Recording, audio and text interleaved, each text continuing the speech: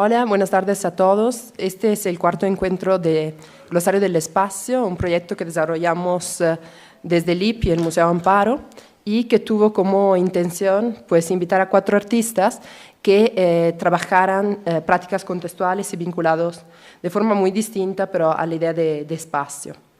Hoy tenemos la suerte de tener acá con nosotros a Ana Gallardo, que agradecemos, así como el museo, obviamente, para hospedarnos y para colaborar con nosotros. Y voy a leer brevemente una semblanza de Ana, que es en primera persona, así que me desdoblo. Y dice: nací en Rosario, Argentina, y he vivido entre México, España y Buenos Aires. No tuve educación formal, soy autodidacta. Tengo una formación adquirida en talleres de artistas como Víctor Grippo, Miguel Dávila, Jorge Di Ciervo y Juan Doffo. Tengo una idea heredada de cómo atravesar las prácticas artísticas, ya que mis padres eran artistas, mi madre pintora y mi padre poeta. En los 80 integré el grupo de la X y con ellos aprendí de cómo se piensa el arte. Viví en México desde el fin de los 80 y principios de los 90, en donde nació mi hija Rocío. Trabajo, en paralelo a mi obra, en una serie de proyectos independientes dirigidos a promover el arte local, a dar visibilidades a prácticas que no ingresan a los circuitos comerciales o institucionales y a vincular artistas mujeres, principalmente de distintas generaciones. Estas actividades han tenido lugar en cada espacio que he tenido, incluso en mi propia casa. En los años 2005-2006 realizamos Periférica, primera feria de espacios autogestionados por artistas. Espacio Forest fue un proyecto realizado en el año 2013 y actualmente La Verde, 2014-2017 y La Verde México, 2017-2018. Me interesan los procesos de trabajo, darle valor a todos aquellos estados que generan dudas, incertidumbre, malestar. Particularmente tengo mucha consideración por todo aquello que se considera fracasado. Me regodeo en el trabajo colectivo. Abordo diferentes planos de la violencia y actualmente lo focalizo en la violencia del envejecer. Muchas gracias. De esto precisamente vamos a hablar, ¿no? De esta idea del fracaso con el tema de este glosario que va a ser el lindero. Después te vamos a escuchar ahora. Gracias. No, gracias. Gracias por la invitación a Nina, al laboratorio.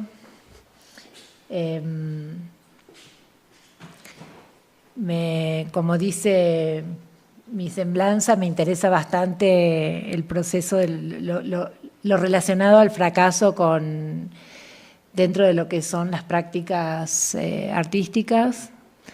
Tengo muchos años de trabajo, pero siempre he tenido como una especie de, no sé si llamarlo complejo, por no haber tenido una educación formal de ninguna manera, o sea, no terminé ni siquiera lo que se llama la prepa. Entonces, creo que es la prepa, acá un secundario es algo así, ¿no? La prepa.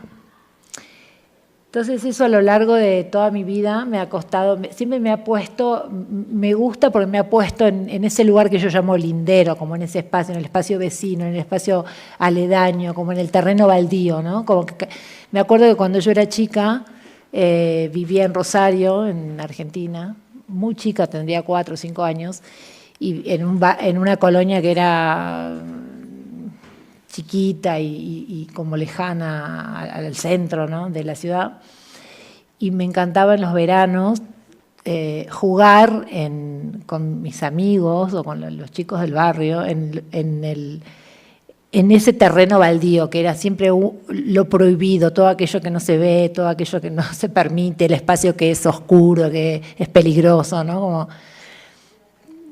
que, bueno, era muy tentador. Y entonces, dentro de la práctica artística, desde que comencé o tomé la decisión de ser artista o de hacer arte, no sé nunca cómo llamarlo, porque de las dos maneras a veces me siento como muy identificada y también muy incómoda al mismo tiempo.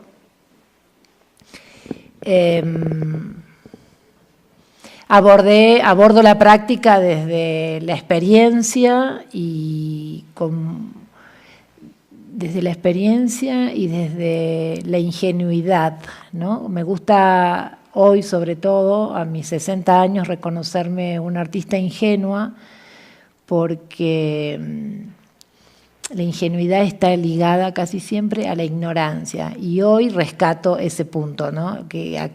Cuando hablamos de ignorancia, ¿dónde nos instalamos y a qué se refiere eso, sobre todo en el mundo del arte? Preparé algunas piezas que les quiero mostrar, que están ligadas un poco a mi práctica como más contemporánea. Yo vengo de la pintura, me inicié pintando, como que era la lógica, ¿no? En los años 80 todo el mundo pintaba y yo en Argentina, post dictadura, decido, voy a ser artista, me voy a dedicar al arte, voy a empezar a estudiar fui a algunos talleres de estos maestros, ¿no? Que, no sé si acá también funciona la figura del maestro artista, cosa que ahora es súper molesta, ¿no? Como que en Argentina en los años 80 o 70, 60, siempre los maestros además eran hombres, o sea, no había maestras, grandes artistas, mujeres con las cuales una quisiera estudiar. No sé acá cómo funciona eso, pero allá era bastante difícil. Entonces, si uno no se lo cuestionaba, no sé, íbamos a trabajar con el maestro artista que te enseñaba la práctica, la pintura, la escultura, y esa fue un poco, la poca formación que tengo fue en ese espacio. Y fracasé directamente porque nunca logré pintar. O sea, trabajé mucho tiempo en la pintura, pero fue horroroso, o sea, fueron años de mucho suplicio. Y en determinado momento, en los años, como en el 2000, a fin de los 90, empiezo a cambiar mi práctica, a trabajar más la instalación y la investigación sobre otros aspectos de la materia que a mí se me hacía como más cercana, y llegué en algún momento a trabajar con las personas. O sea, de golpe comprendí que lo que me interesaba trabajar eran los afectos. Ya venía trabajando toda la investigación sobre la violencia y la violencia de género, pero venía encauzada en un camino que era bastante como esquemático o pretencioso. Y bueno, un día voy a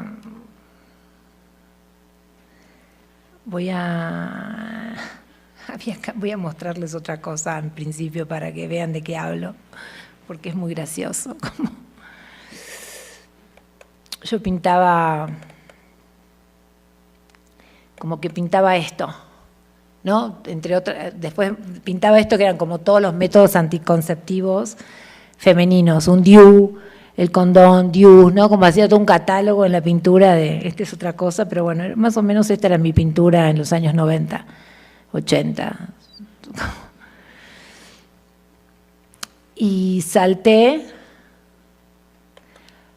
en un momento determinado decido que no quiero hacer más arte, que estaba como bastante cansada de ciertas cuestiones con el fracaso, y comienzo a cerrar mi taller, y un día aparece un amigo. Yo estaba ordenando mi estudio para abandonar el arte, no hacer más nada, y estaba como ordenando todas mis piezas, instalaba todas mis piezas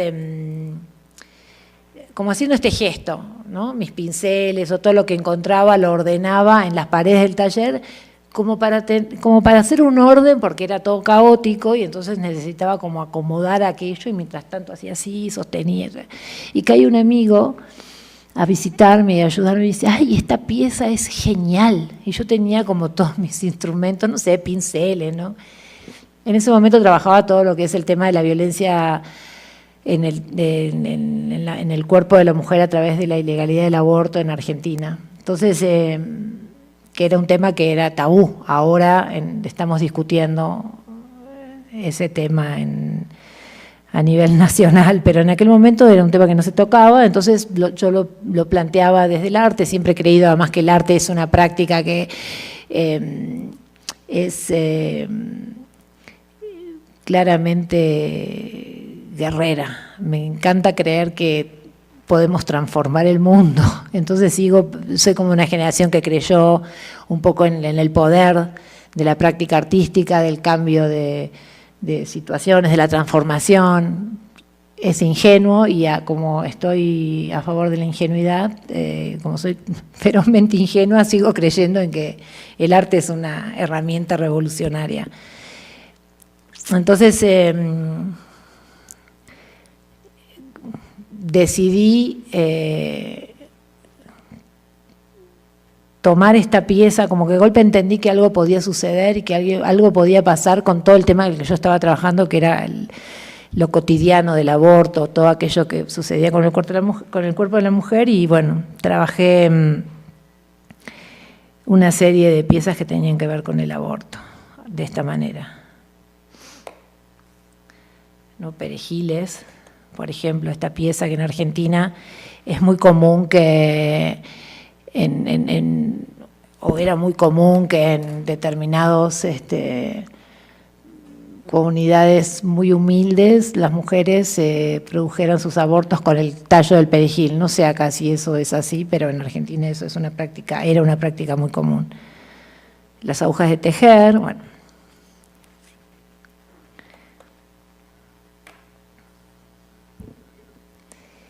Y mucho tiempo después, esto es un resumen de una época, decidí, voy a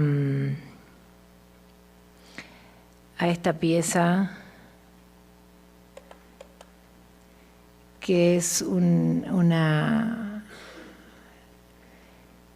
pieza que a mí, que cambia para mí un poco mi práctica y mi conciencia de esto, de lo lindero, de ese espacio en el que yo quiero trabajar, de los límites, y de cómo uno decide, o sea, en esto que planteamos, cómo es la investigación que hacemos para llegar a nuestras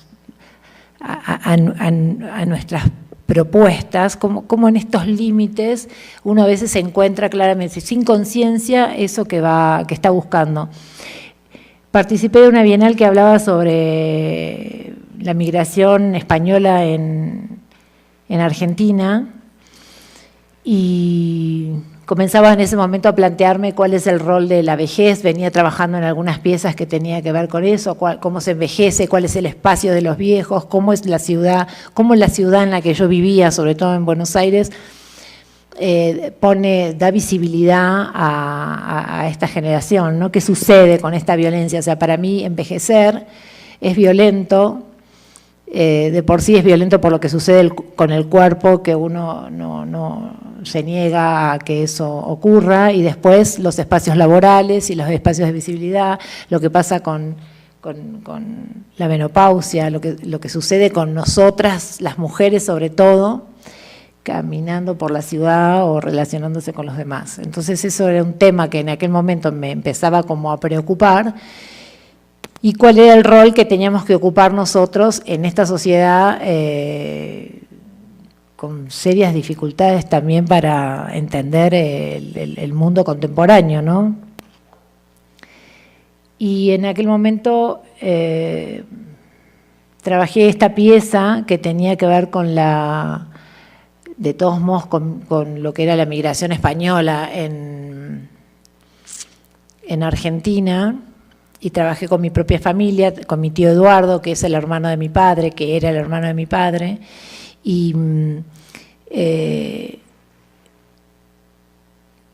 trabajamos la idea del regreso a España. O sea, mi tío Eduardo, mi familia llegó a Argentina en los años 45-50, huyendo de la miseria, de la guerra, posguerra española.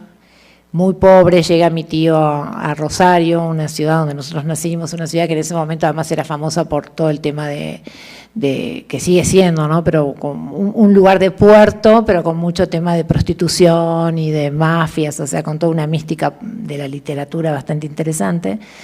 Pero llega mi tío a ese lugar totalmente como enojado porque no tenían ganas de emigrar, ¿no? Lo que representaba la migración también española, simplemente por una cuestión de pobreza, la idea de regresar, de hacer la famosa América. Y él, no, este tío y su mujer y mis primos no lograron hacer la América, ¿no? Fracasaron, no pudieron trabajar, trabajaron de manera muy humilde, no pudieron crecer. Estuvieron durante mucho tiempo, o toda su vida, esos 50 años que vivió en Rosario, mi tío vivió en su casita, que la construyó con sus propias manos, pero sin poder salir de ese límite que era el barrio. Nunca logró trasladarse, nunca logró crecer, nunca logró sacarse el enojo, la frustración que le provocaba estar allí sin quererlo, sintiéndose además discriminado, ¿no? Porque no era claramente de las personas educadas que podía tener una profesión mayor de la que tenía. Y durante los años que lo visité o que yo iba a Rosario, que convivimos con la familia, siempre su casa era un territorio español. Uno entraba ahí y tenía todas las piezas de las castañuelas, la ropita, no sé, la mantilla, no todos los adornos típicos de España, y el paso del tiempo los había puesto viejos, con telas de araña, nadie limpiaba, ya a nadie le importaba. Era tal el enojo que era un espacio totalmente duro y detenido en el tiempo. Y la televisión siempre estaba en el noticiero español. Así que eso era interesante, cómo ese terreno era inamovible. Y entonces le propuse yo a mi tío trabajar, lo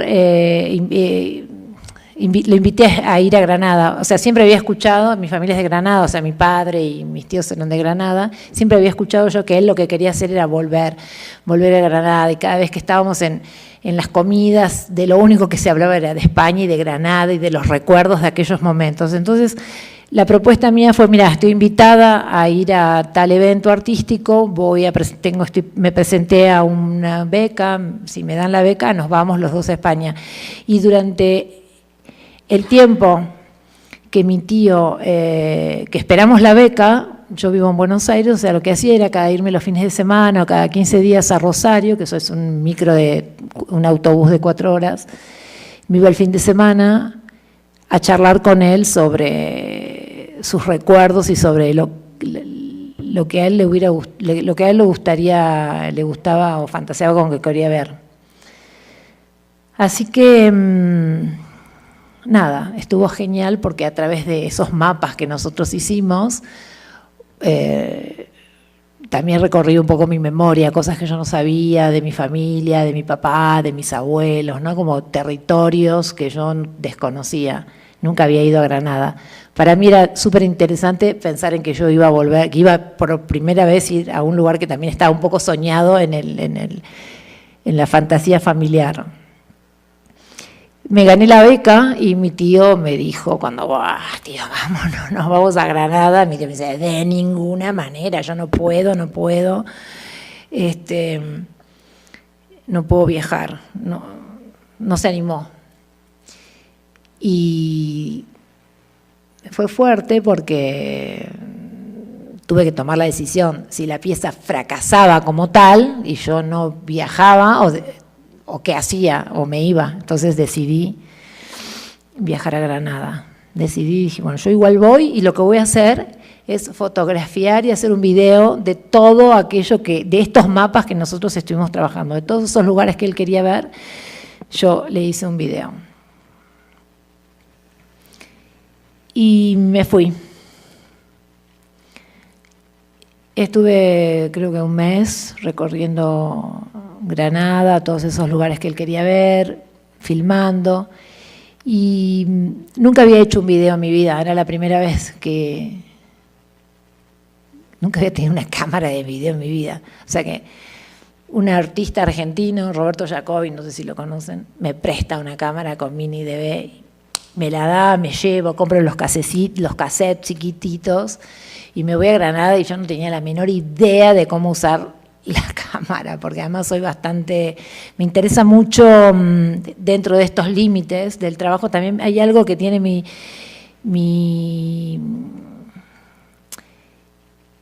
no que tiene mi trabajo, que tengo yo, que es que no tengo paciencia, como no tengo un método, como nunca pude, en estas cuestiones de la formación y de entender cómo son los materiales o cómo se utilizan una cámara, una cámara de fotos, un pincel, yo como no tengo la menor idea, lo tomo y lo hago. Y en ese hacer no tenía mucha idea de cómo usar esa cámara, así que cuando llegué, me di cuenta, cuando llegué a Granada, puse el cassette y digo, ¡ay, ahora! Y salí con esa cámara a tomar las imágenes y era como zoom, ¿no? Rapidísimo por acá, y esta es la casa del abuelo, y yo ponía la cámara al revés para que mi tío viera como la calle en alto, ¿no? Como las callecitas en Granada son chiquititas y en alto. Sé que el video era un horror espantoso. Cuando llegué al editor en Buenos Aires era como, bueno, y esto no sirve para nada. Rescatamos una partecita y fui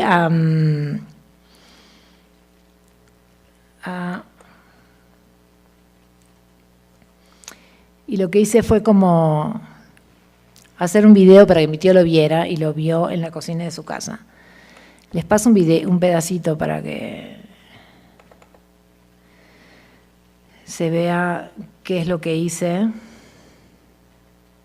finalmente, qué es lo que se vio, cómo fue la pieza final, que fue una decisión que la fui tomando sobre el hacer. No tiene audio, bueno. Así.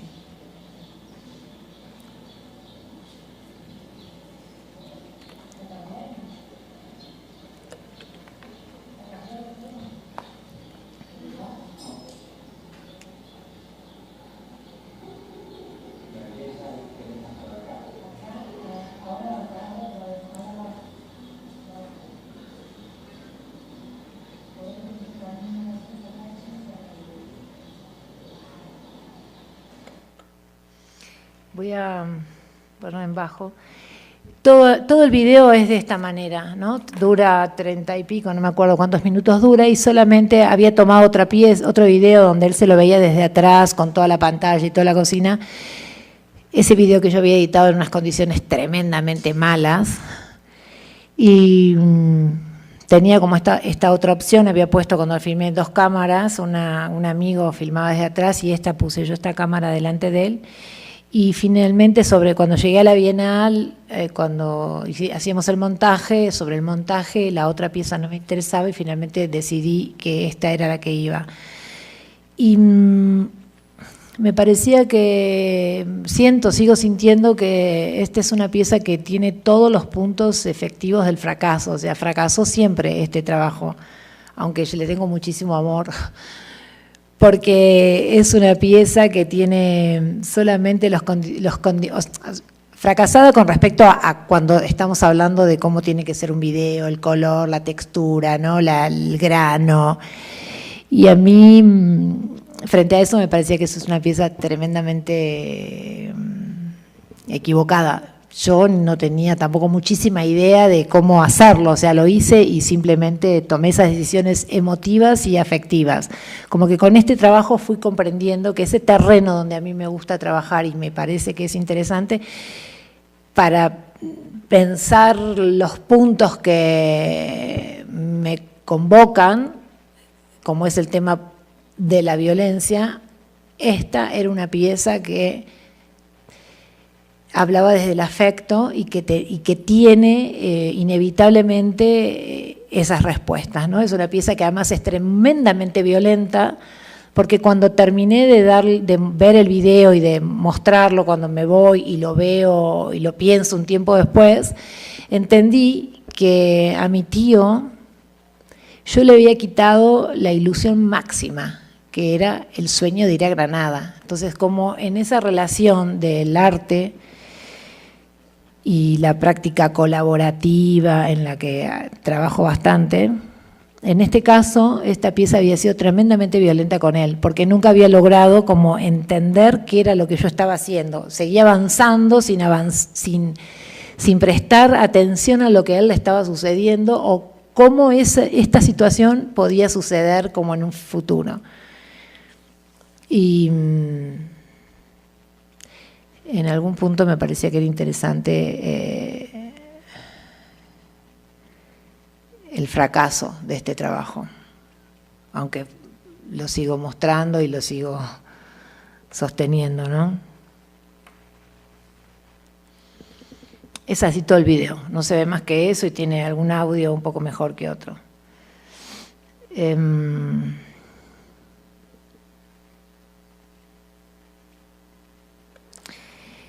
Todo este tiempo, eso como que la mayor,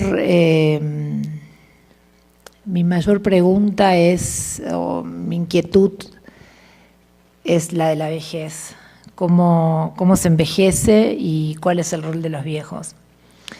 Entonces,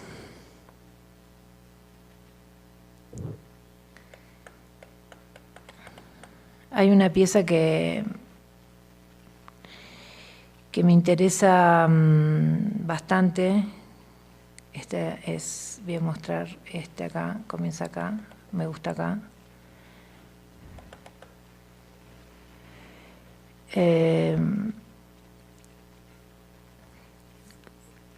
Es el pedimento, que es tomo un poco el ritual que supongo conocen de acá de Oaxaca, la Virgen de Juquila, no sé si la conocen.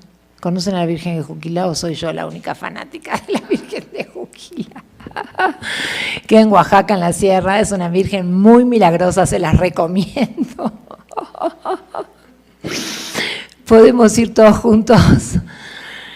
Es una pieza, bueno, cuando yo vivía acá, en una fin de los 80, conocí este santuario, que ahora nada que ver, pero en aquel momento era bastante fuerte, porque estaba ahí como la iglesia, una capillita con la Virgen de Juquila, la gente peregrina, ¿no?, para pedir sus deseos, sus favores a la Virgen, y los hace con la tierra y el agua del lugar. ¿No conocen Juquila?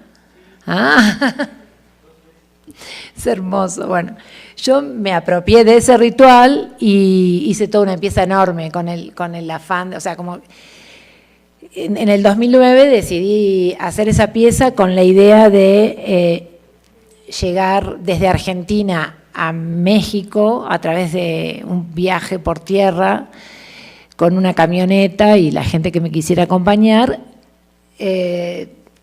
haciendo una especie de investigación sobre cómo la gente fantasea con su futuro o cómo se envejece en Latinoamérica, no con su futuro, sino cómo la gente se imagina viejo o qué cree que va a necesitar para cuando sea viejo y cómo se envejece en distintas partes de América. Y bueno, no hice ese viaje, obviamente, pero lo primero que pasó fue que en Buenos Aires hice una exposición y me junté con toda mi comunidad, la comunidad artística, la del barrio, o sea, la colonia, la gente de distintos grupos sociales. Los invitaba a comer, a un encuentro en mi casa o en la casa de la gente, o iba a un geriátrico y trabajaba con las señoras del lugar, trabajando el barro y con agua, la tierra y el agua, ¿no?, generando el barro y proponiendo eso, que cada uno haga un objeto que represente lo que necesita para su vejez. Fue un tiempo, o sea, me gusta pensar que eso, como sentir que a medida que avanzo con mi trabajo, yo no tengo mucha idea de qué es lo que voy a hacer. Quiero hacer esto, convoco a la gente y el trabajo mismo va tomando esa forma que me va determinando cuál es el camino. Y me llevó este trabajo finalmente viajé bastante por varios países, estuve en la Bienal de Cuenca, que fue uno de los lugares más preciosos y más ricos con los que trabajé, con distintas comunidades de mujeres, que estas mujeres trabajan, son como mujeres piqueteras, lo que llamamos en Argentina las piqueteras, las que cortan la ruta para defender una mina, para defender el agua frente a una mina que tienen ahí cerca. Entonces trabajamos frente al río. Esta fue la pieza final, el montaje en la muestra, que en realidad me interesaba como replicar un poco el paisaje de Juquila, las cajitas, lo que la gente cómo va poniendo, lo que va, de las maderas, las sillas, una pieza arriba de la otra. Y me gustó en este lugar porque la gente terminó pintando las paredes y haciendo sus propios grafitis, ¿no? Y en el 2015, con esta pieza, yo fui a la Bienal de Venecia y fue como también muy interesante la presión, además, que ejerce el sistema del arte sobre uno, ¿no? Y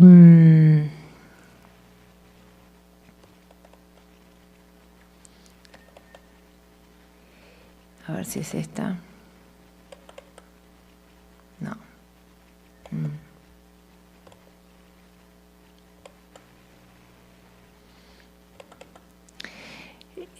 Yo había puesto, con esta pieza había determinado que desde el 2009 hasta el 2015 yo la iba a hacer. O sea, la trabajé muchísimo porque el viaje fue por otro lado, no fue que quería hacer con la camioneta, que todavía lo tengo pensado, lo voy a hacer en algún momento, recorriendo todo Buenos Aires DF, con toda una investigación sobre el tema de la tercera edad, la vejez, la cercanía de la muerte y todo eso.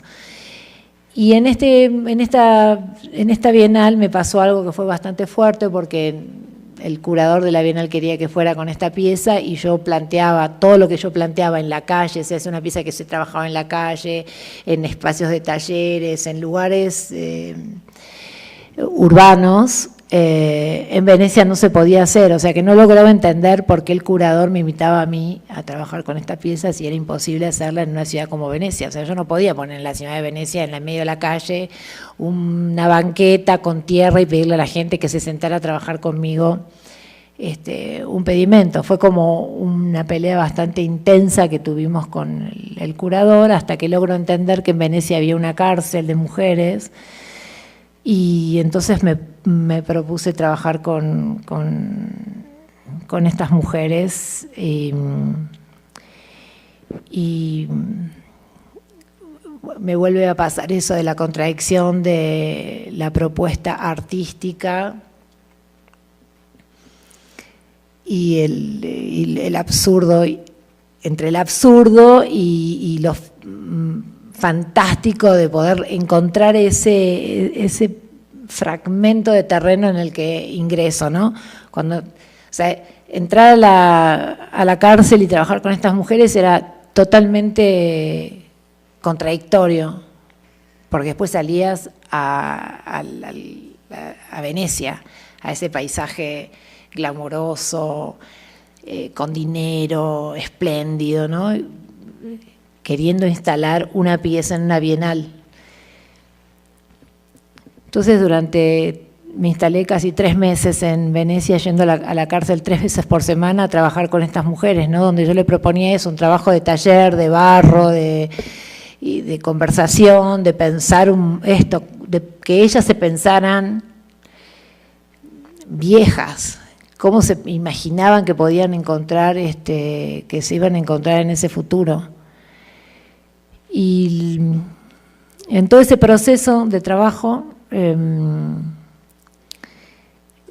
realidad fue bastante duro en las decisiones que yo tenía que ir tomando, porque en realidad en un momento dado comencé a hacer como un blog queriendo escribir y transcribir todo lo que ellas contaban, cosa que nunca había hecho con esta pieza, ¿no? Simplemente ponía los pedimentos, el objeto ese que hacía la gente, hacía una instalación donde el barrio funcionaba, la tierra, los objetos, y esa pieza hablaba por sí misma. Y acá en un momento determinado sentía que lo que estaba sucediendo ahí era muy fuerte, porque todas estas mujeres no tenían opción de pensar el futuro como yo lo estaba pensando, o como lo había pensado el proyecto durante todo ese tiempo, 5 años, no sé cuántos años lo realicé. Entonces había esa relación entre entre las posibilidades, los privilegios, ¿no? que tenía incluso yo siendo como artista y los privilegios que tiene el arte instalándonos en esos espacios, con las posibilidades de entrar a una cárcel, con todas esas contradicciones.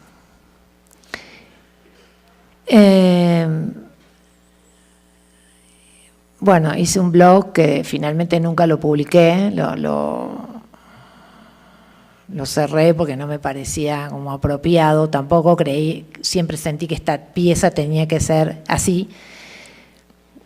Me habían dado una salita que era como una bóveda, ¿no? Que se ve acá pequeña, así que la llené como con tierra, de la misma tierra que estas mujeres trabajan en la cárcel como hacen compost. El compost con el cual ellas trabajan toda la agricultura que después le venden a todos los restaurantes de Venecia, bueno, algunos, no sé si a todos.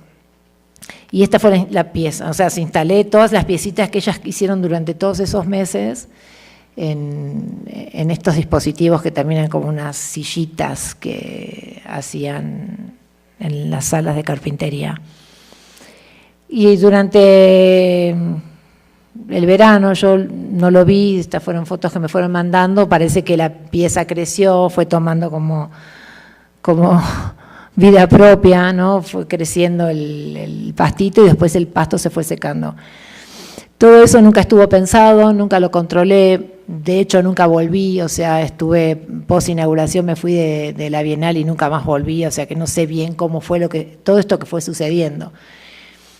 Y me interesó y lo que me terminó como de conmover a mí misma, la pieza fue eso, como la dificultad que tenía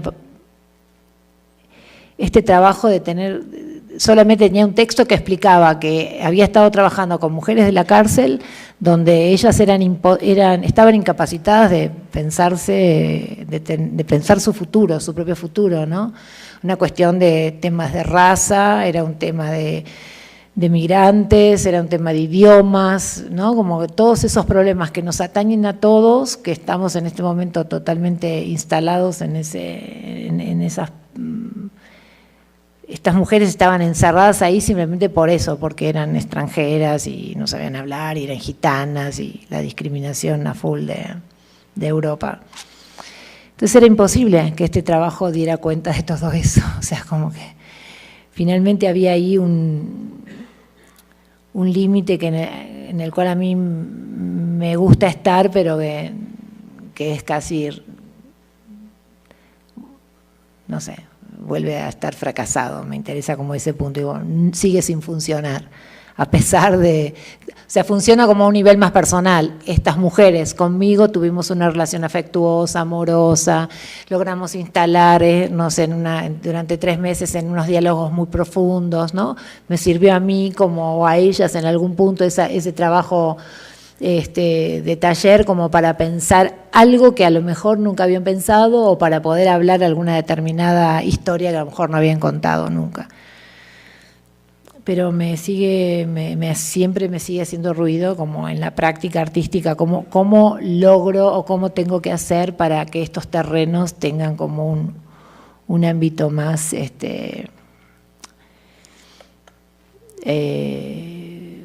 propicio, no sé.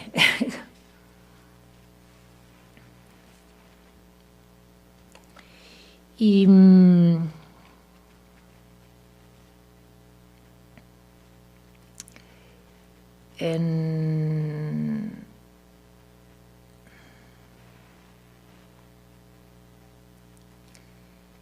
lo que me sucede también con el tema de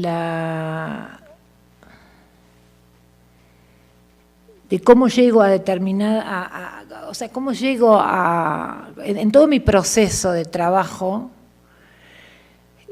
en todos estos años voy entendiendo que me acerco o me voy definiendo cada vez más en las relaciones amorosas. Como que hasta hace muy poco no lo entendía, no lo lograba no me lograba apropiar de lo importante que era para mí el trabajo afectivo. Como que mi investigación, lo que yo investigo para llegar a cierta pieza es una relación amorosa. Y eso lo vengo entendiendo ahora, hasta hace muy poquito. Creo que ya les digo, hasta hace muy poco no lo veía. Entendía que eso sucedía, pero no sabía hasta qué punto. Esa es mi práctica, las relaciones afectivas, cómo trabajo en la comunidad. Vengo trabajando con comunidades hace mucho tiempo, pero no lograba entender realmente cómo estaba yo instalada en eso. Y cuando hablamos de investigación, no sé si investigo. Lo que hago es tirarme a una pileta, a una piscina, donde nado en el cariño, porque no puedo hablar del amor, pero hasta mucho tiempo después, pero nado en el cariño.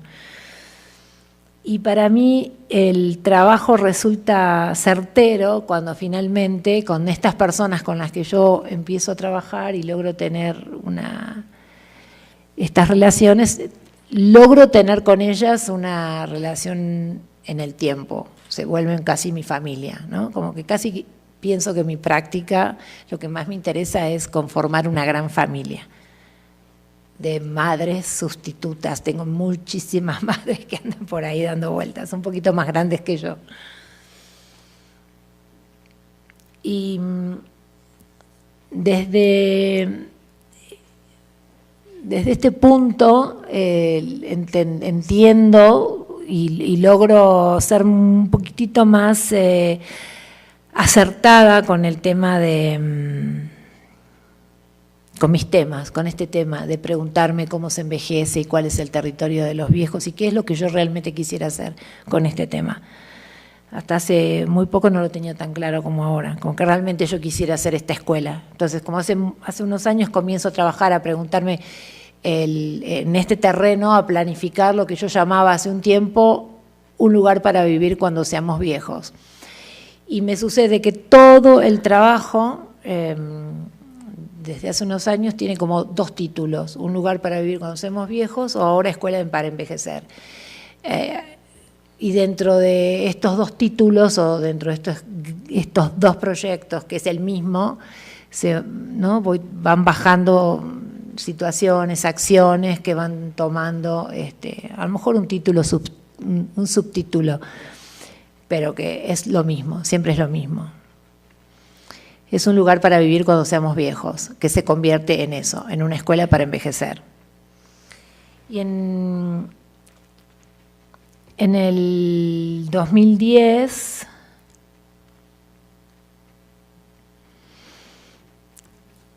yo ya venía trabajando con esta idea de este lugar.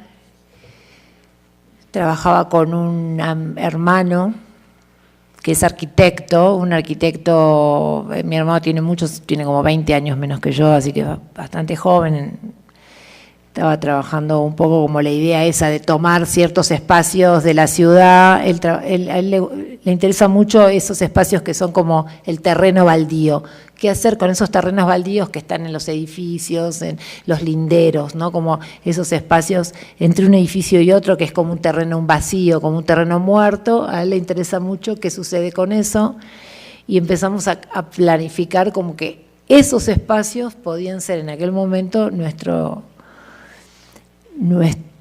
como nuestros caminos para conectar los distintos lugares de casas de viejos, ¿no? Porque en realidad también pensábamos que los viejos no queremos vivir todos juntos. En realidad a nadie le interesa vivir con otros viejos, nos interesa vivir con gente joven, vital, no tenemos ganas de estar con otro viejo que seguro está enojado, más enojado que yo porque estoy envejeciendo, una señora que está enojada, que grita, que no tiene ganas, que está... Entonces, como eso es una realidad, el lugar para vivir no tiene que ser todos viejos, tenemos que ser todos más jóvenes, con gente más joven, ¿no? De una especie de viejos vampiros.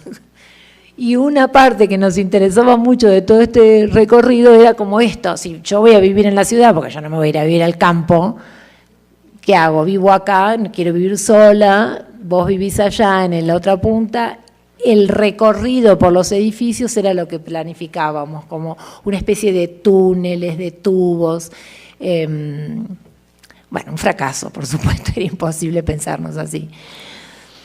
Pero una punta que, como el eje central de eso también era cómo nos íbamos a sostener, porque no tenemos plata, somos pobres, y en Argentina la mayoría de los artistas no existe la jubilación, o tenemos grandes problemas con el tema de la jubilación. Entonces, bueno, ¿de qué vamos a vivir? O sea, hay que seguir trabajando, ¿no? Como el trabajo es el eje también de esta pieza. Y una de las... entonces el punto comenzó a ser ese, el trabajo de qué vamos a vivir, y entonces, bueno, vamos a vivir de dar clases, vamos a enseñar lo que sabemos hacer. Y como en ese momento no éramos tan viejos, estábamos un poquito más jóvenes, empezamos a buscar nuestros propios maestros. Y en ese momento teníamos un tercer integrante, nos hacíamos llamar un colectivo, éramos como 3. Mi hermano, Ramiro, un amigo se llama Mario, que había vivido también un Argenmex, ¿no? Que uno de los tantos argentinos que vivió en el exilio acá. Y decidimos que nos invitaron también a una exposición y decidimos que íbamos a llevar este trabajo. Presenté este proyecto y que era llevar a un señor que bailaba danzón en la Plaza de la Ciudadela, a don Raúl, que era un señor que tenía en aquel momento 90 y pico de años. Y a ver si les voy a mostrar un videíto de él que me encanta. Primero, perdón.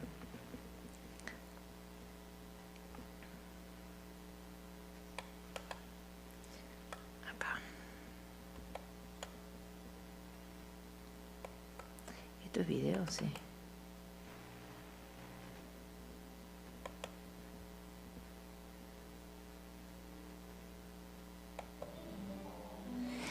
O sea, yo quería llevar a este señor, mi plan fue, bueno, me vine a México, a la Ciudadela, a buscar a este señor para invitarlo a bailar en esta muestra, en esta bienal, para que él durante todo lo que durara la exhibición diera clases de baile, porque en realidad él era un maestro.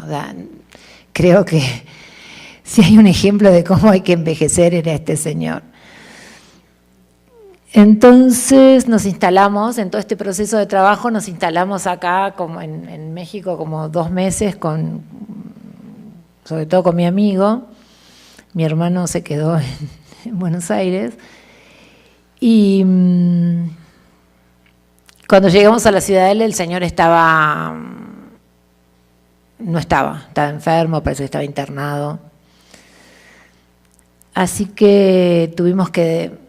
en ese momento tuvimos que pensar cómo lo resolvíamos, y empezamos a buscar entre toda la gente que bailaba en la Ciudadela, bueno, quiénes, ¿no? ¿Quiénes podían ser nuestros maestros? No me digan que era un capo bailando muy grande, muy hermoso, o sea, bueno.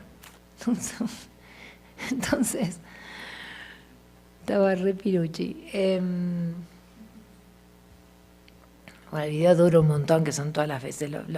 Volvió el señor, después volvió. Tuvimos 3 meses en la Ciudadela buscando como con quién trabajar, ¿no? Como, bueno, a ver, quiénes iban a ser esos personajes a los cuales íbamos a invitar a bailar en la Bienal de San Pablo en Brasil. O sea, era todo un desafío, porque además, ¿quién iba a querer venir con nosotros a bailar a San Pablo? O sea, era como...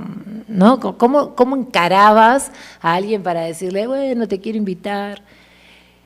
Y fue muy difícil, pero hermosísimo. Entonces, finalmente,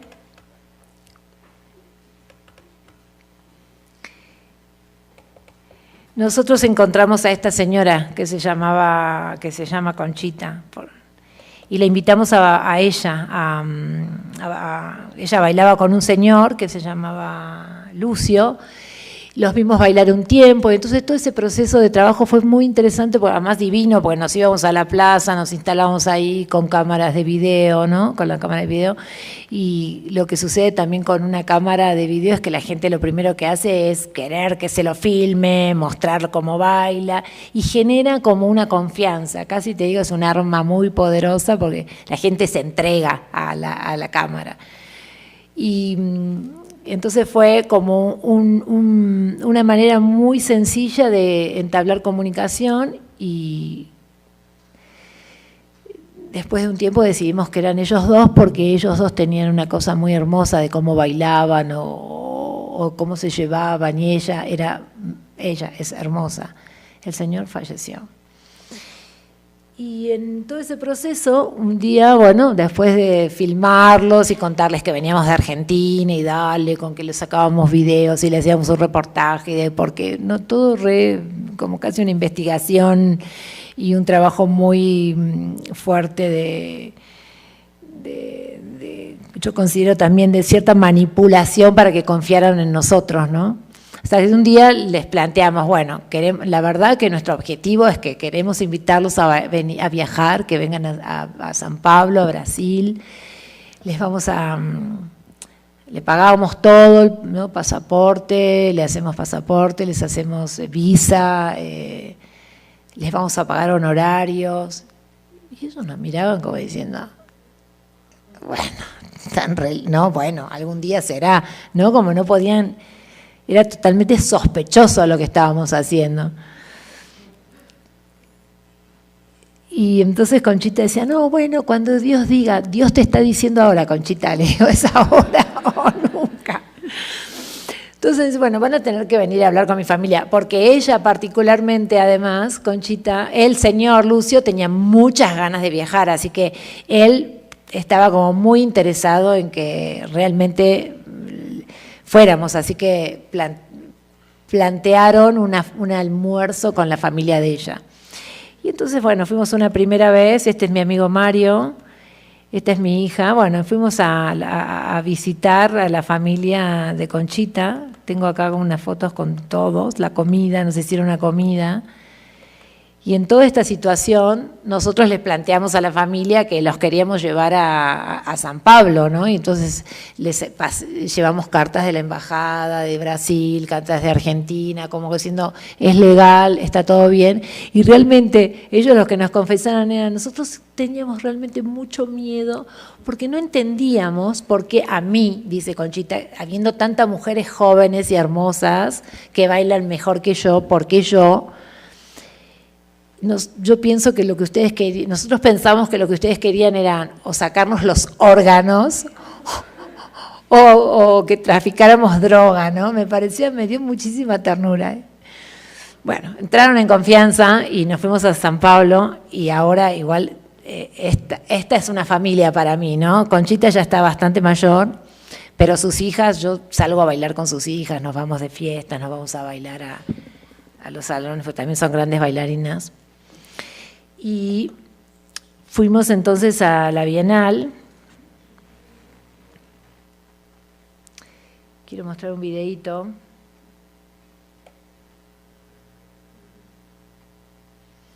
Que tengo, si es que lo encuentro. Acá, a ver si es ese. No, no es ese. Bueno, no importa.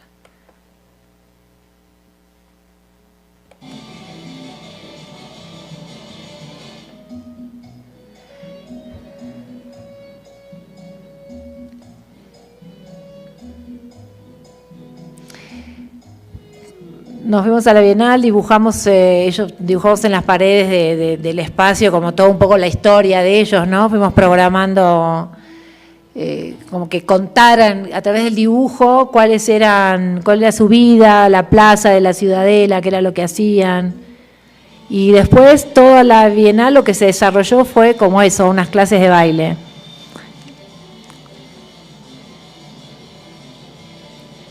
Estuvo muy divertido.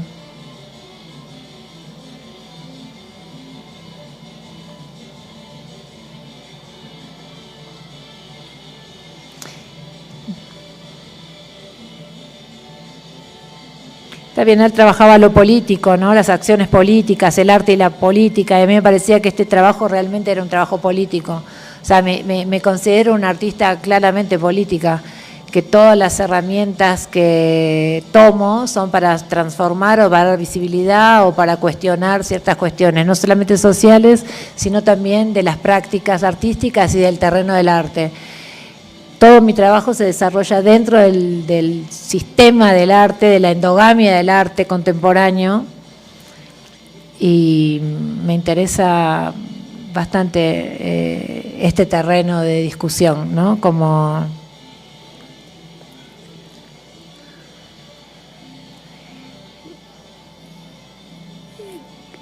plantearme, me planteo cuál es el rol del arte en este momento, y sobre todo cuando trabajamos estas prácticas que son casi sociales o que están muy ligadas a lo social, y cómo funciona esto que yo llamo fracasado también, ¿no? Porque generalmente eso en el ámbito de la sociedad o lo social no funciona, es casi endogámico, ¿no?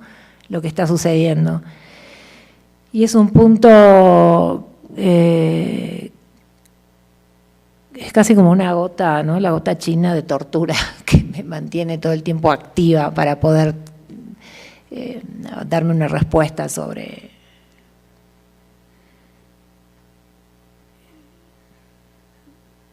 si funciona o si es efectivo o si solamente es eso, estamos instalados en eso que yo llamo fracaso, que me parece riquísimo, ¿no? No sé si se entiende cómo lo planteo.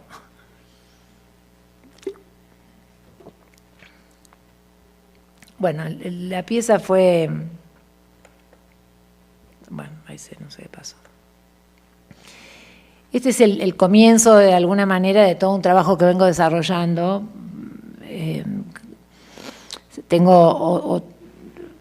Hay otras piezas paralelas, pero básicamente en el que me estoy moviendo en este momento es esto, la Escuela de Envejecer. Y...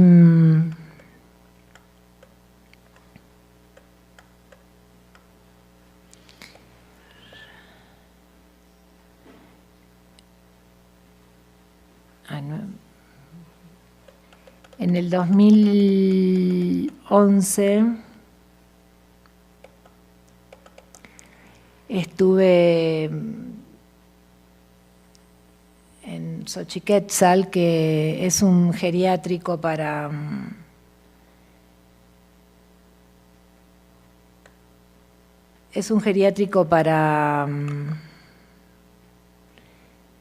no sé si lo conocen, está en la Ciudad de México,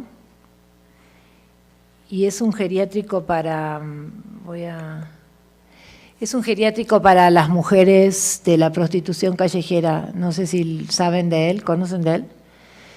Bueno, yo venía trabajando con una trans argentina que era prostituta y que estaba militando en una asociación de mujeres meretrices y con todo el discurso de la vejez también. Ella tenía en ese momento 60 años y no tenía más ganas de ser prostituta y estaba trabajando en la calle, ¿no? Con una cosa bastante dolorosa. Hicimos una pieza en ese momento con ella y me entero de Xochiquétzal, que era un poco como la par de mi proyecto, un geriátrico para mujeres de la prostitución callejera, viejas prostitutas. Me parecía que era como alucinante, que había algo ahí que a mí que yo tenía que ver y aprender, pensando yo en mi propio geriátrico, ¿no? El propio lugar para mí o mi gente. Y así que me presenté a una beca también y primero me comuniqué con la gente de Xochiquétzal, con la directora del geriátrico, y fue una de las experiencias más fuertes que creo que he tenido como práctica artística, porque,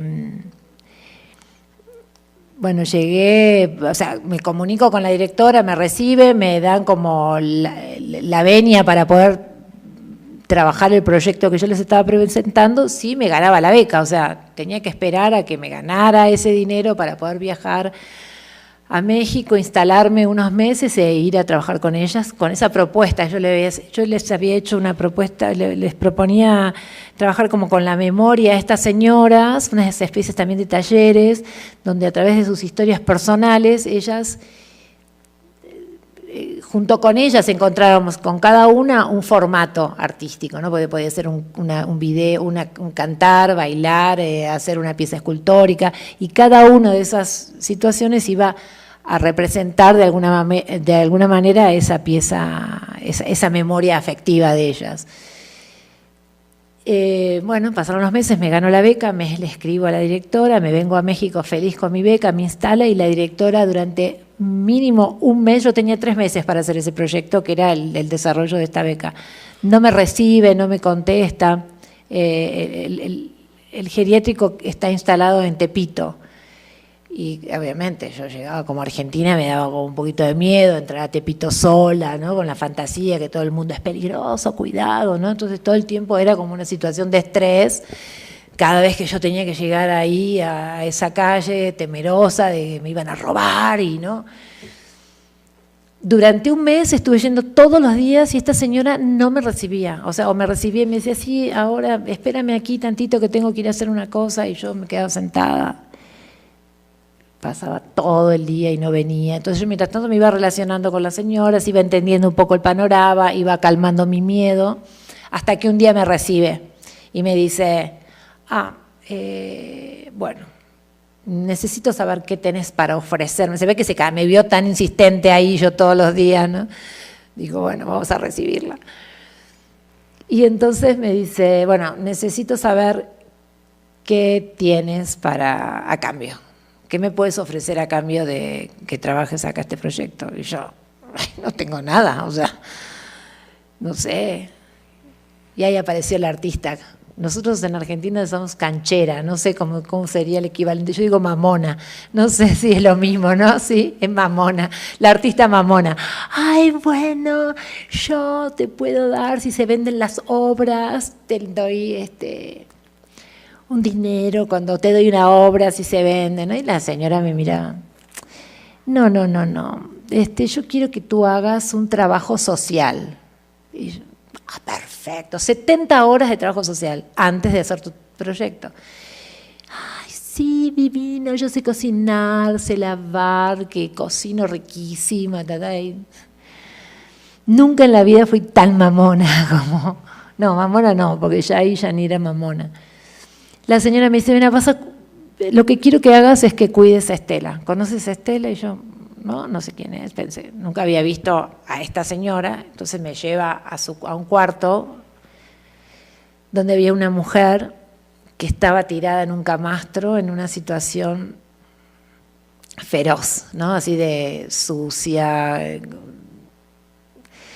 no retenía esfínteres, o sea, estaba como un asco, sucio el piso, había tenido no sé cuántas embolias, o sea que era una especie de animal en un camastro que no tenía sábanas, que estaban con sus mantas, tenía su ropita, era su propia almohada, o sea, una cosa espantosa. Esta mujer me mete ahí y me dice, bueno, esta es Estela, la tienes que cuidar.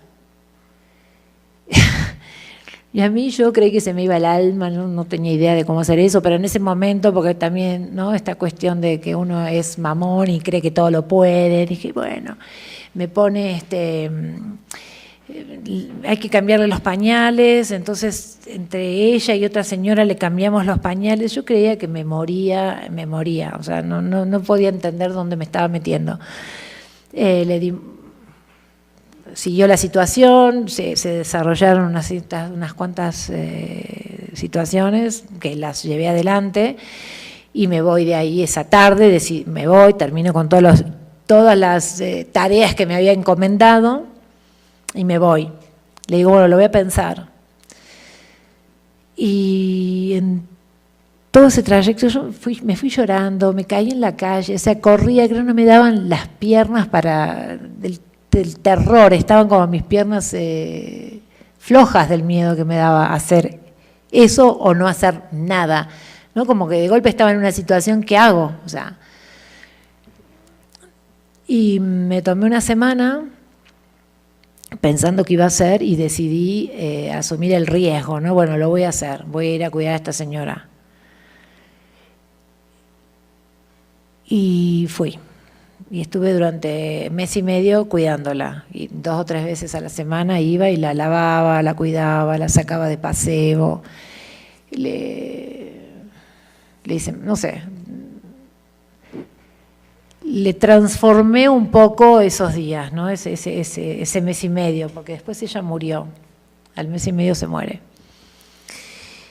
Y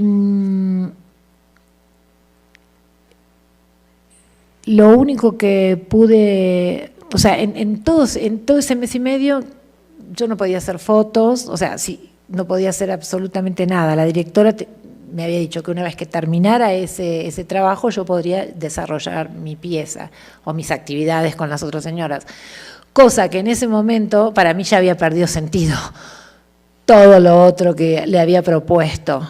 Y de hecho yo no sabía si tenía una pieza, estaba haciendo un trabajo social que no tenía idea qué era lo que yo estaba haciendo, ¿no? Como de golpe, ¿por qué estoy haciendo esto?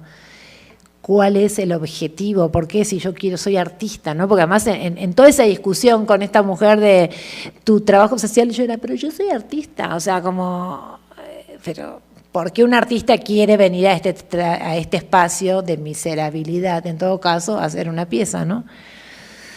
Que hay muchos artistas que han trabajado ahí, no sé por qué ella se la agarró conmigo. Pero un día yo la saqué a Estela a pasear y lo que hice fue colgarme mi cámara de video y hice un video que fue este.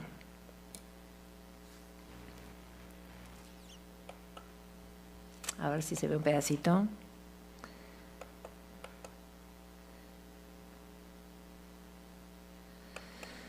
Bueno.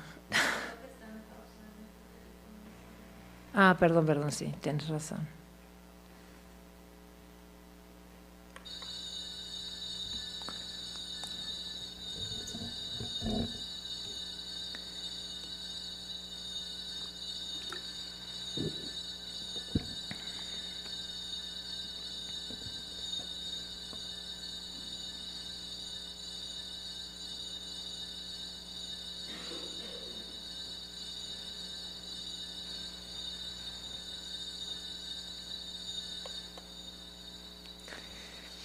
Y esta pieza, por ejemplo,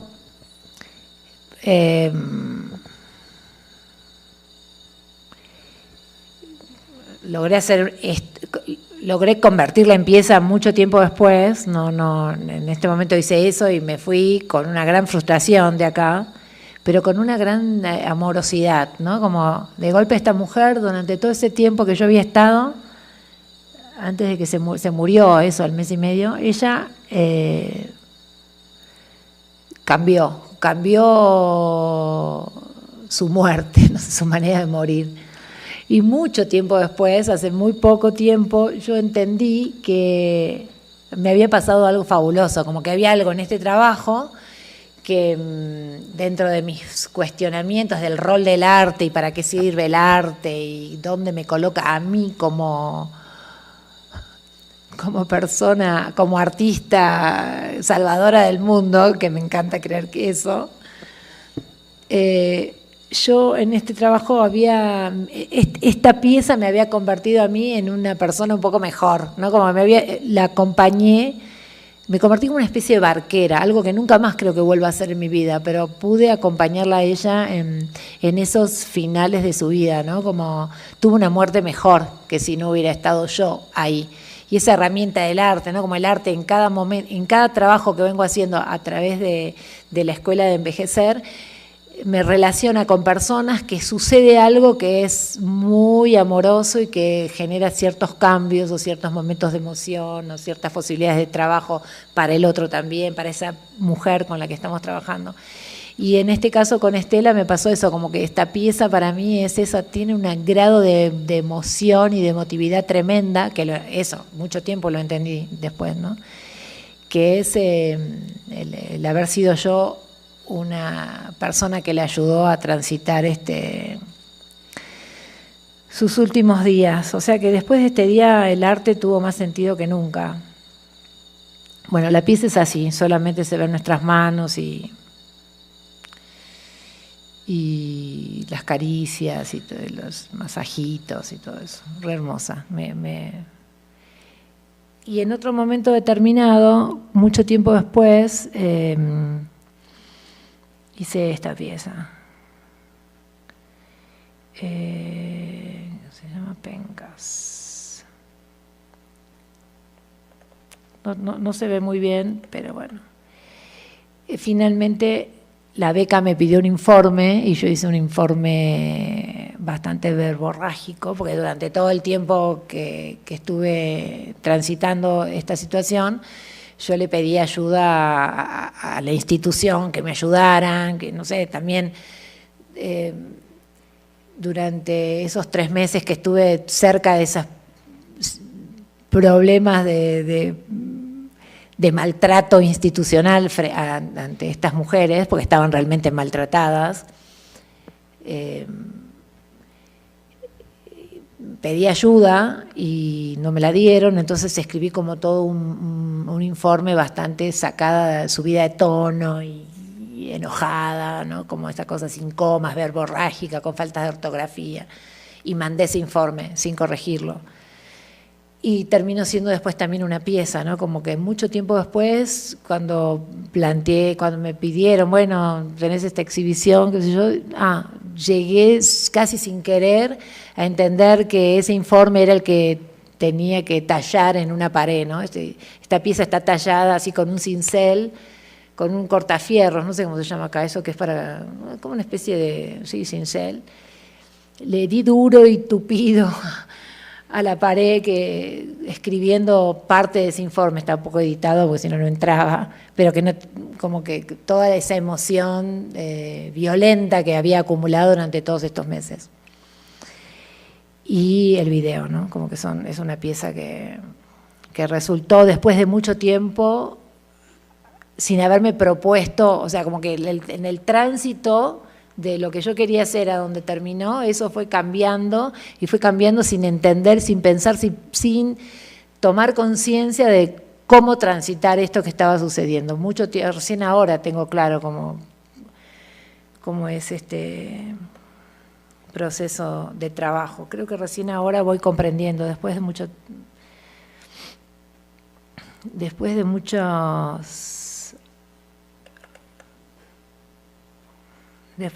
años de trabajar, voy entendiendo ese terreno que transito. Y por último, si quieren, no sé cómo vamos de tiempo, cuánto tiempo tengo, si... Tenemos como hasta las 8. Ok.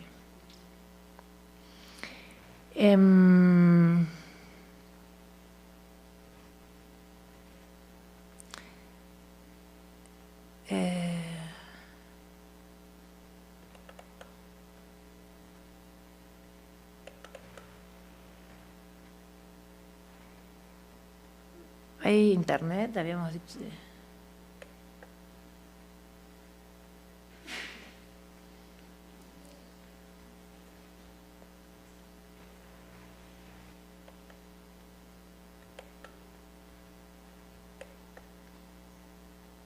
¿Hay internet? Hay internet, sí. A ver,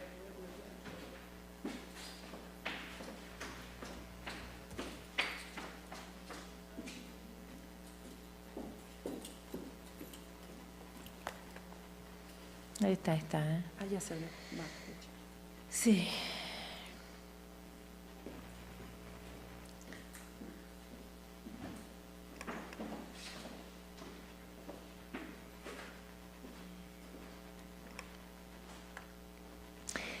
A mí me interesa básicamente en mi trabajo también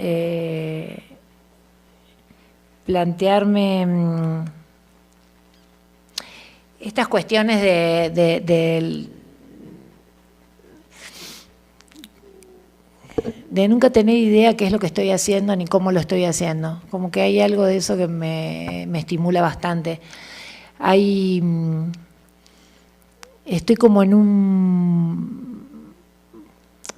hablando de la investigación, jamás investigo qué es lo que voy a hacer. Llego a un lugar y me meto de lleno una investigación previa, o sea, toda la investigación se va dando sobre el mismo proceso. Llego a un lugar, me conecto con estas personas con las que quiero trabajar y esas mismas personas son las que de alguna manera me van haciendo una devolución y se van instalando conmigo y dándole esa forma que quiero o que necesito o que nos planteamos las dos. Es azaroso, pero también entiendo que yo tengo claro que soy artista y que tengo un conocimiento sobre lo que estas personas no tienen. No es un trabajo en colaboración, aunque es en colaboración, pero es un trabajo manipulado. Entiendo que estas mujeres confían en mí y hay una guía, aunque ellas me guíen, yo también las guío y en algún punto entiendo en ese desarrollo que hay una certeza que tengo que es como azarosa, ¿no? Pero quería mostrar unos videos de unos últimos trabajos.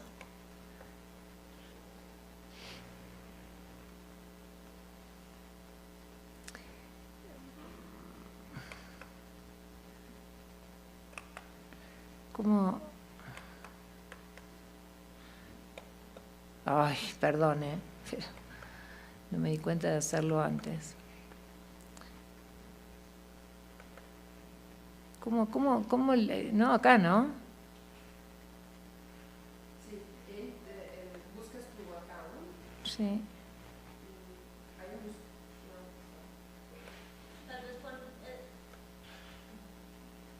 O si no, en el buscador si pones tu nombre de usuario, primero tu nombre de usuario quizás. No sé.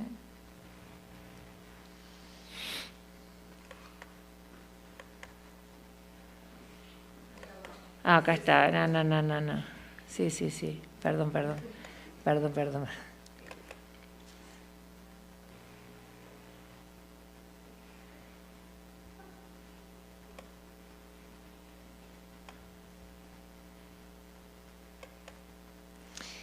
Estas son piezas que trabajé también con mujeres con una comunidad de mujeres japonesas, por ejemplo. Entonces todo el trabajo que vengo desarrollando ahora es eso, como pensar en la escuela de envejecer, buscar mujeres, sobre todo mujeres. He trabajado con algunos hombres, pero básicamente me interesa darle visibilidad al envejecer de las mujeres, no el de los hombres. Una mujer de mi generación, cuando llegamos a esta edad generalmente somos ya muy viejas y los hombres no, son como todavía hombres jóvenes, pueden trabajar y seguir desarrollando su práctica. Lo que le sucede al cuerpo de un hombre es distinto a lo que nos sucede a nosotras. Y estas viejas que estamos haciendo ahora somos casi como las últimas. Creo que realmente hay un cambio, lo que viene ahora va a ser distinto. Pero muchas de estas mujeres no han podido hacer en su vida lo que quisieron. Generalmente no pudieron trabajar de lo que querían, no pudieron estudiar. Muchas tuvieron que trabajar para mantener a sus hermanos, que eran los que tenían que estudiar. Bueno, todas esas problemáticas que nosotros ya todos sabemos. Entonces lo que hago es buscar a estas personas, que es a través de la intuición o contactos que me dicen, bueno, mira, esta señora, no hay una búsqueda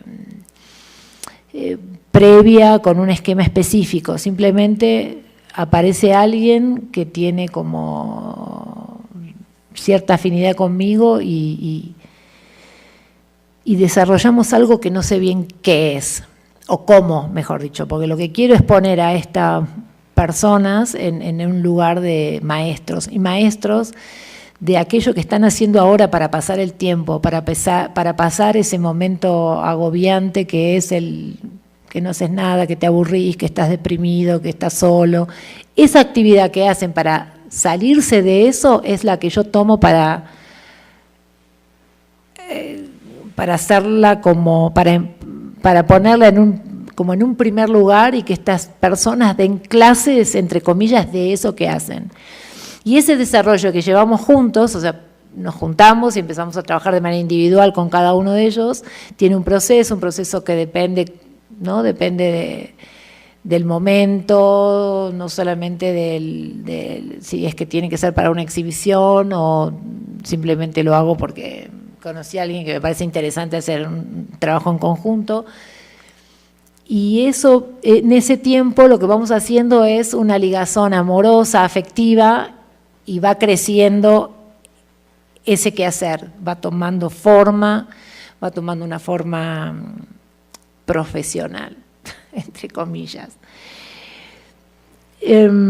para convertirla en eso, en un docente, en un maestro de ese saber que también considero que me interesa discutir en el ámbito de las artes, sobre todo, cuáles son esos saberes, ¿no? Tiene que ver también un poco con ese terreno en el que yo me he manejado, que es el de la intuición, el de la falta de formación académica, todas esas aristas que me conforman como artista. Y cada una de estas mujeres o de estos personajes con los que he trabajado termina esta pieza desarrollando o enhebrando ciertas situaciones de la vida personal de ellos que crece, que se potencia, los potencia y terminan realizando esas actividades o generando una fortaleza que por ahí no tenían. Así que me parece que funciona como en mi plan de que el arte es una herramienta transformadora. En este caso trabajé con una señora que me parece que este video me gusta bastante porque trabajé con una señora japonesa que tiene 84 años en Brasil, y es una mujer que logró a través de toda su vida mucho, de ser de una mujer muy pobre, de niña muy pobre, logró hacer un imperio de su trabajo, de la costura y de la moda. Y cuando se jubiló, sus hijos le daban como videos de bailes japoneses, de toda su cultura, para que ella viera y aprendiera, y lo que decidió hacer ella es una escuela de baile. Se juntó con todas las viejas del barrio, todas las japonesas que tienen 90 en ese momento, ella era la más joven, y armó coreografías y vestuarios para todas ellas. Entonces juntaban 1 o 2 veces por semana a bailar, a comer, y terminaron representando a todas las a su ciudad de Sorocaba en todos los eventos de convenciones de la embajada o competencias de baile. Ellas ahí estaban. Entonces lo que hice yo fue durante un tiempo a tomar mis clases de baile y todas las actividades que ellas hacían. Participé de todas estas actividades.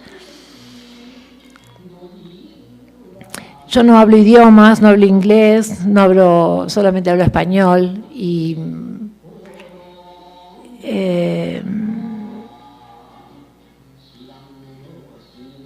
el diálogo con ellas, sobre todo con Mariko, que es esta señora, era como muy difícil. Tenía una traductora en portugués, pero que bueno, era bastante difícil hablarnos, o sea que todo era a través de la emoción, del afecto, de la comida, ¿no? de señas y de cuestiones muy primarias y muy primitivas en todo este proceso. Finalmente lo que hicimos es, cuando terminó ese trabajo, la pieza fue un video y unas acciones que ella hizo durante la Bienal, que también daba clases de baile y si no de karaoke, porque además ella es campeona de karaoke. Entonces esta fue la otra actividad que hice con ella, cantamos durante esos 3 meses y impartió clases de lo mismo.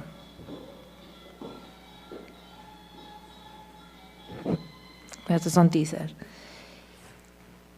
Hay un montón de material, pero no tiene más sentido mostrar, porque más o menos varía sobre esto, ¿no? Como cada oficio en el que, cada acción que ellas hacen, cada tarea o que hacen es la que yo convierto la convierto en un oficio, y eso resulta después un taller que generalmente lo hacemos en el ámbito de una exposición, en el ámbito del museo. Me interesa discutir, o del ámbito de las artes, ¿no? Me interesa un poco también discutir cuál es el rol, eso, desde el arte, cuál es el rol del arte y cómo funciona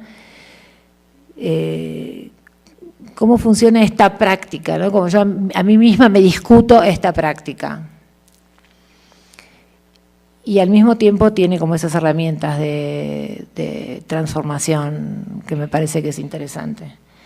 Pero bueno, es un terreno desconocido, lo manejo de manera bastante intuitiva y sin ningún tipo de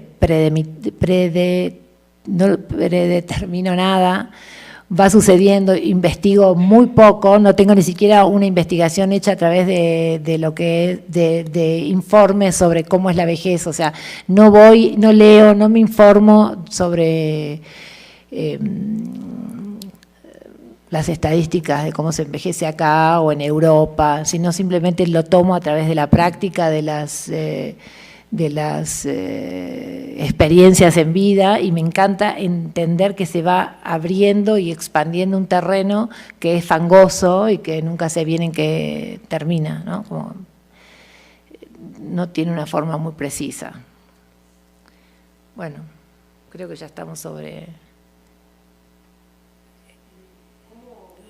No, me gustaría que me preguntaran algo más, porque, ¿no? Como si quieren preguntar algo... más que seguir explicando algo que ya es más o menos repetido. Sí.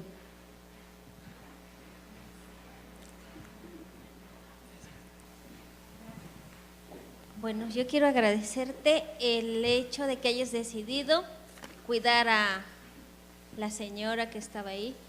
No sé si has incursionado por la tanatología, pero creo que tu trabajo fue ayudarle a un buen morir.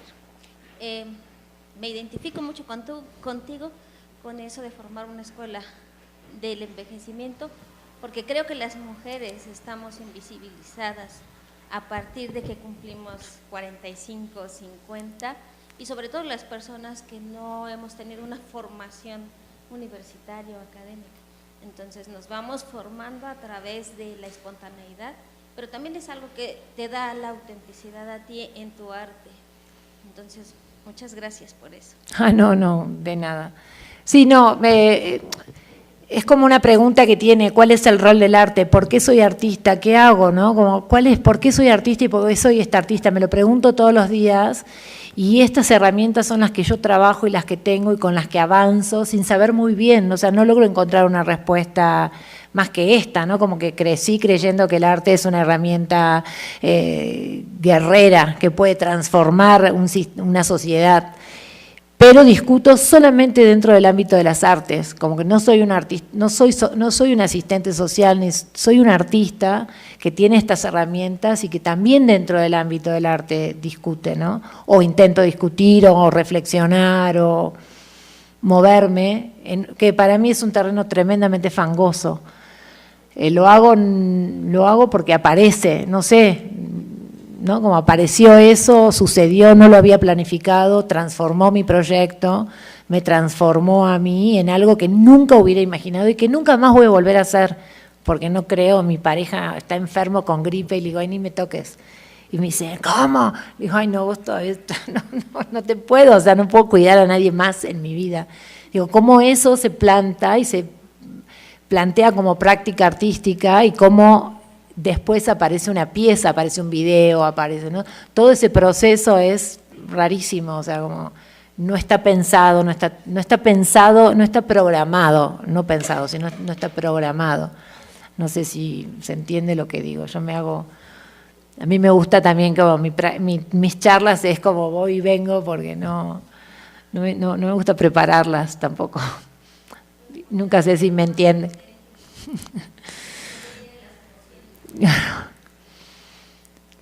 Otra pregunta, chicos, ahí atrás, ¿no quieren preguntarme algo? No, sí. ¿No quieres o qué? Hola. Hola. No tenía pensado una pregunta, pero bueno, extrañamente yo vivo con mi abuela y con mi tía, que son personas muy de la tercera edad, y una de ellas, de hecho, tiene demencia. Y siempre la he grabado y tengo muchos audios de ella y fotografías y todo esto, y justo acabo de recordar que alguna vez vi que en el Jumex tú estabas dando la escuela de envejecer. Ajá, y me da muchísima curiosidad cómo es entender esta práctica de enseñar a alguien a que envejezca, ¿no? O sea, yo conviviendo con mi abuela es muy difícil poderla como tener lúcida, contenta en el día a día, ¿no? Porque un día puede amanecer muy feliz, con mucha memoria, y al otro día no se acuerda de nada, repite todo el tiempo las cosas y no quiere hacer nada, ¿no? O sea, ¿cuál es el proceso como para entender cómo enseñar a envejecer a alguien?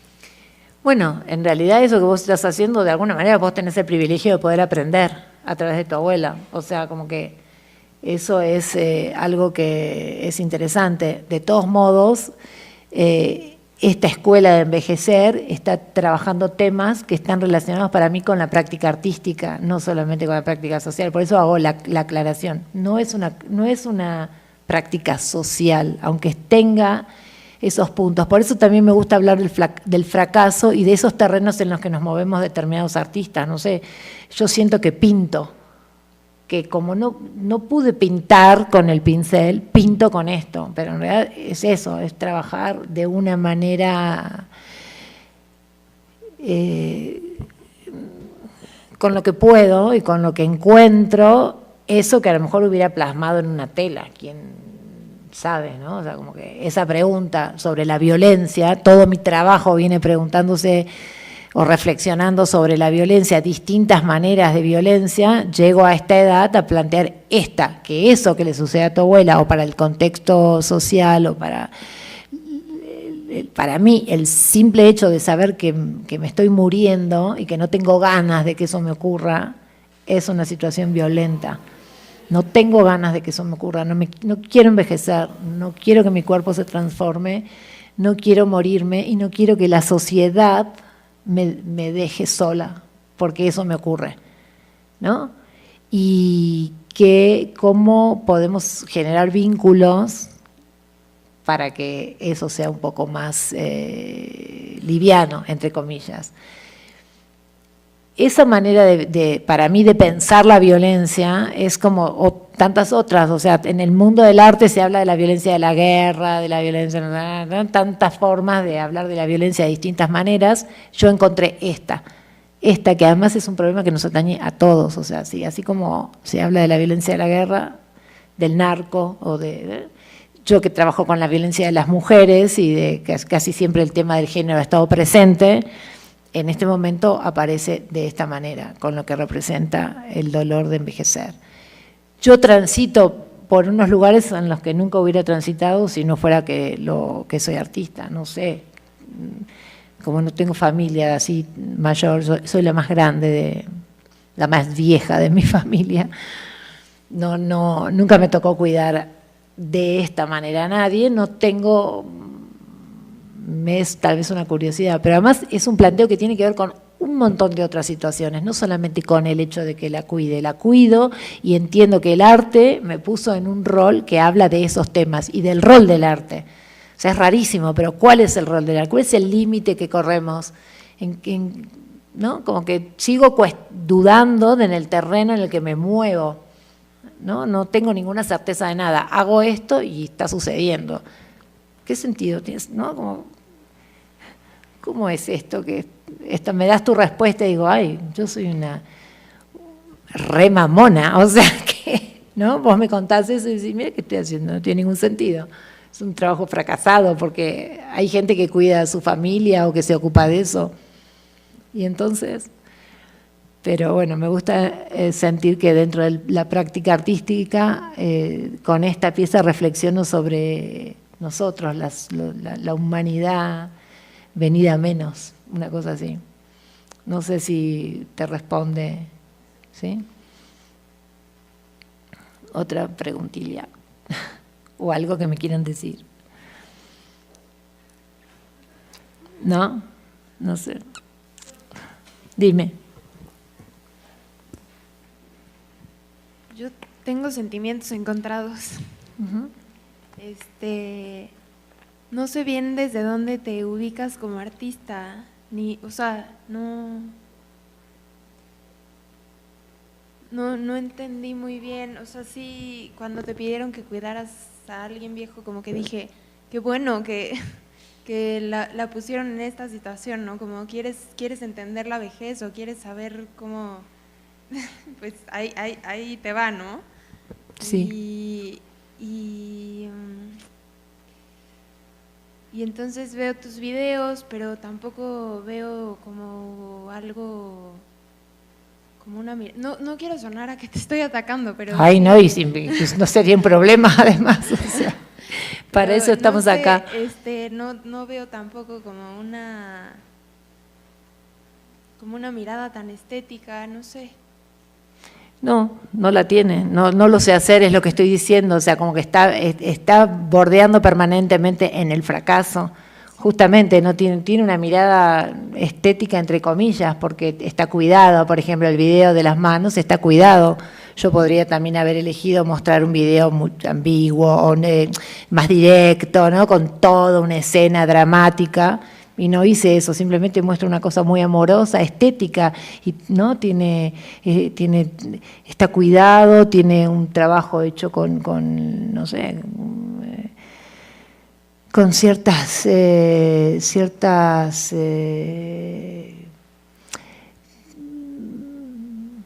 cuestiones que tienen que ver con el arte, no sé, pienso. Ahora, sí. Para mí son trabajos que están como fracasados dentro del sistema del arte o de la pieza artística o de lo que sea. No sé, yo lo hago eso, lo muestro y ni siquiera me importa, ¿entendés? Digo, esto es lo que yo hago, es lo que puedo y estas son mis preguntas y las respondo de esta manera. ¿Hay otra manera de hacer las cosas? ¿Quién determina que hay otras maneras de hacer las cosas? ¿Quién dice que? Te pregunto. ¿Hay alguna otra manera de hacer las cosas? Sí, hay muchas. Por eso, ¿y cuáles? ¿Hay alguna que sea como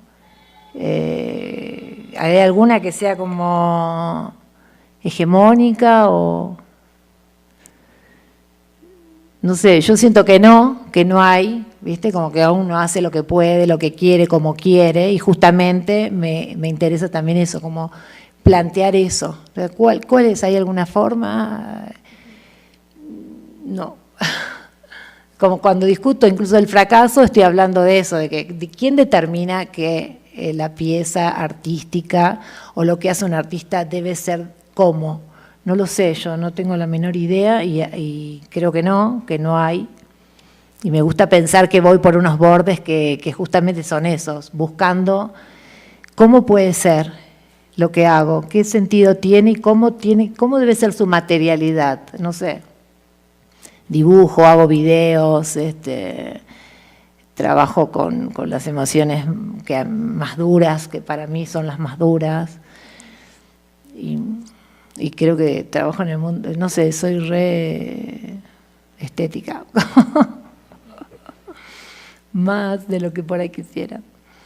Pero está, no sé, ¿te respondí o no? Sí. ¿Sí?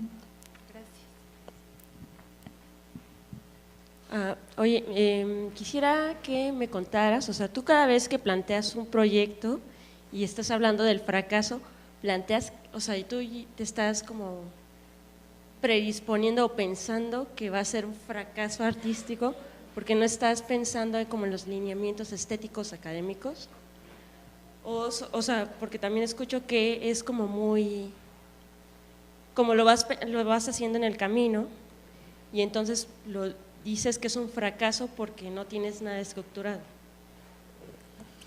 Porque no tengo nada estructurado, porque no sé a dónde voy, porque me pierdo muy seguido y porque también entiendo que sucede esto, ¿no? Como que de golpe estoy trabajando con un montón de herramientas que no sabría con qué otras herramientas trabajar, ¿no? Es que estoy trabajando además con... O sea, esto es lo que trabajo con esto, es con lo que puedo y entiendo que también dentro de ese ámbito, cuando hablo del fracaso es como esto, como lo estoy viendo y no funciona, y ¿no? Como hasta en lo social no funciona.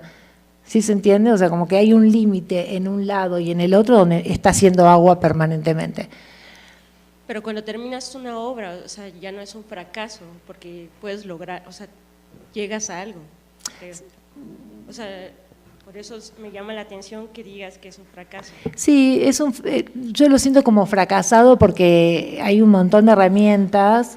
No hay un montón de herramientas. Lo siento fracasado porque entiendo que hay como una cierta condición que a veces tiene que ver con eso, como con el deber ser de la pieza o el deber ser de no sé si de la obra, o porque no, como esa parte, ¿no? Que no funciona. Y entiendo, aunque voy y la pongo, la exhibo, la termino, no la termino acá, esto es así y esto lo exhibo, y yo cuando lo estoy viendo entiendo que no funciona, que no me funciona, que está ahí, está y la sostengo y me planto frente a ella y ahí estoy, pero no está funcionando dentro de lo que considero que tal vez debería ser. No sé si se entiende, ¿no? Como, no, esto es un horror.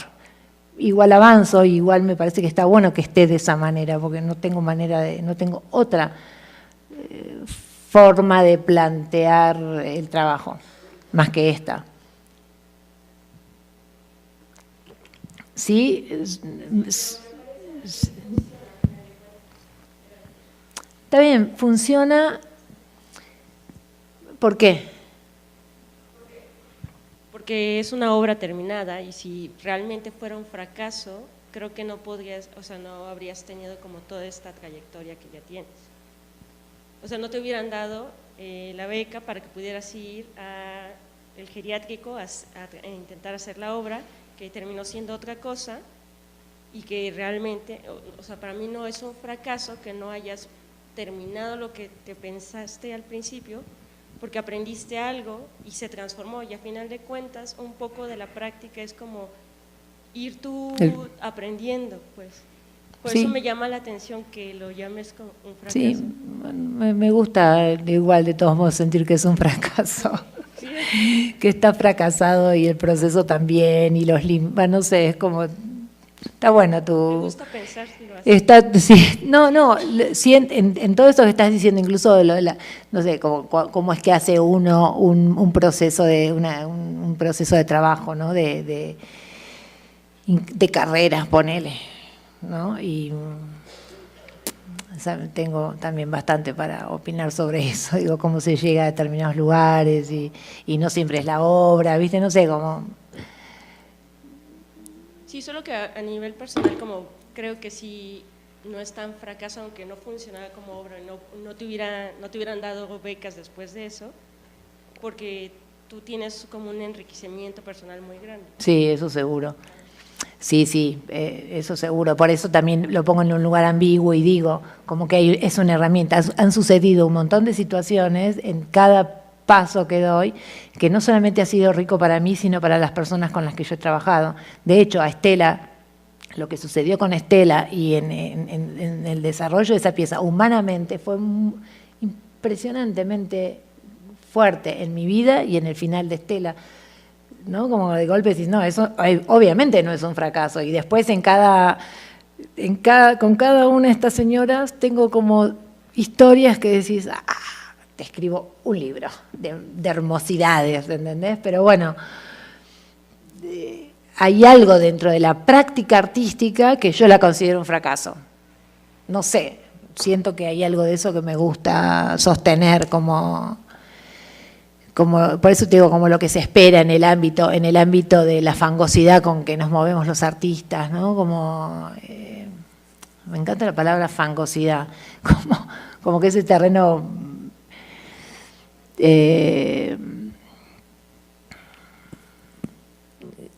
tal vez es lo que uno cree que espera, o lo que se espera, o que se espera de las obras o de eso que hacemos, ¿no?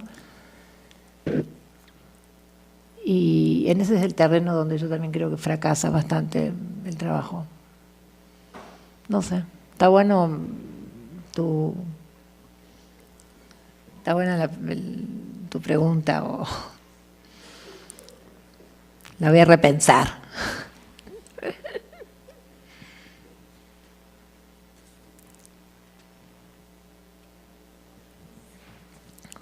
¿Quién quería más? ¿Has pensado en poner de manera ambulante por diferentes ciudades donde has vivido una escuela del envejecimiento? No, no creo que nunca se realice el proyecto. No creo que en sí esa escuela funcione algún día, no lo creo. Por si algún día te decides yo. Bueno. Yo estoy inscrita.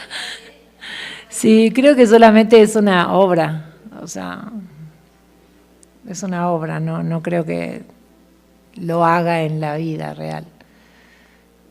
No sé si tengo ni siquiera tiempo como para hacerlo.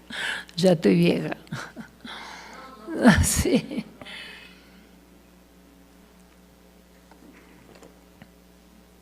¿Ya está? Que sí, ya está. Las 8 y ya nos Perfecto. van a decir de retirarnos. Perfecto. Bueno, Muchas gracias. No, gracias a ustedes. Gracias por la devolución. Me encanta. Gracias. No.